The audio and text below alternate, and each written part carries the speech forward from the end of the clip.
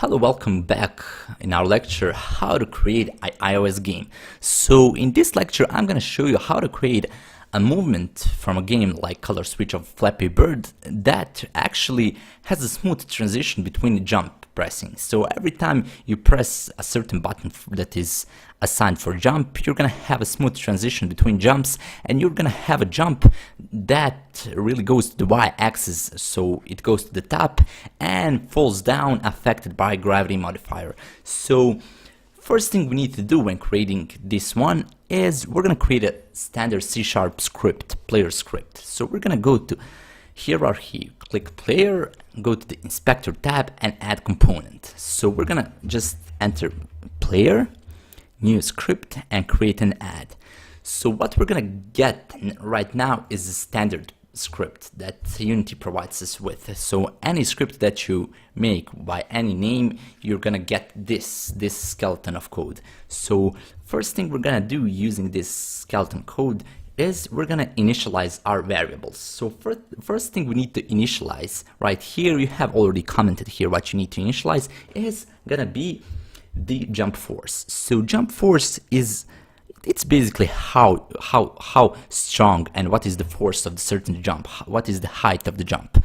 So we're gonna enter public float jump force equals to 10f. 10f is a standard variable for jump force. For example, 10f is every jump used in every game that has a smooth transition between jumps and has that nice jump that gives you the real feel of satisfaction. So 10f is pretty fine. We're gonna leave it that way. And the next thing we're gonna initialize is gonna be public rigid body 2D circle. So this is the rigid body of our circle and our player circle 2D sprite that we're using in our game. So this is pretty much it for initialization, and next thing we're gonna do is we're gonna set some conditions. So if I type if input dot get button down, and if I set jump, what this actually means is that if you press space, something is gonna happen. And I'm gonna set one more condition, input dot get mouse button down, and I'm gonna set this to 0, and I'm just gonna close all brackets, and now I'm gonna write a condition. So what this one means is input get button down is when you press space it's gonna jump, and if you click left click it's gonna jump. So input get mouse button down 0 is always the left click, and that's how it stands for and what it stands for. So the condition that we're gonna add in our player is gonna be circle dot velocity.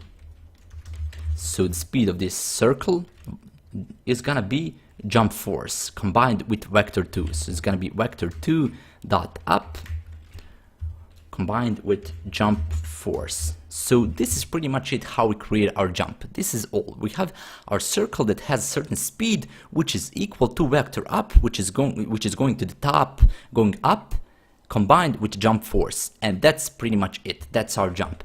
And right now I'm going to show you how it really looks like. So there are some stuff we need to add. Before that we need to add rigid body 2D. So we have our rigid body in our circle, and we need to give it collider. Give it circle collider 2D. So circle collider 2D stands here because we already have our circle right now, and circle collider is perfect because it's already a circle and we have a circle, and combining these two we have a circle collider and circle sprite, which is ideal.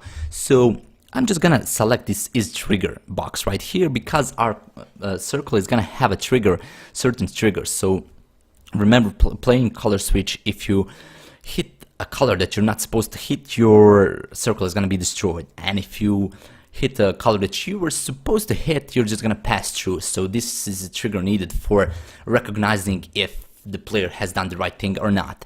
So next thing we need to do, we need to drag our rigid body to the player script. So we're just gonna and before that, I'm sorry, we need to modify our gravity scale. The gravity scale is really important. If I leave my gravity scale to be 1, the our circle is gonna be falling down really slow, and it's not gonna be as good as it would if we implement it on a bigger scale. So our scale is gonna be 3 for now.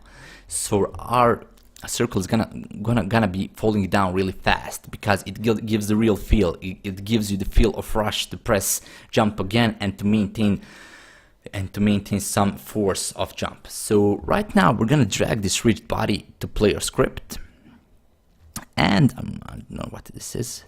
And right now what I'm gonna do is I'm gonna play. So right now I have my ball jumping around, and it really has the jump force that it's supposed to have. And remember Flappy Bird, you have our bird like it's really falling down this speed. So this is pretty much the speed that we want and the force that we want. And remember, playing also color switch, your ball is falling exactly like this, and it's jumping on the same force that my ball is jumping. So this is probably the ideal variable that I used for jump force, that is 10F, and my gravity scale modifier is 3. And combining these two, I have my ball jumping smoothly, and the transition between jumps is really good. So thank you guys for watching, and I hope you enjoyed the video, and see you next lecture when I'm gonna show you further development of this game.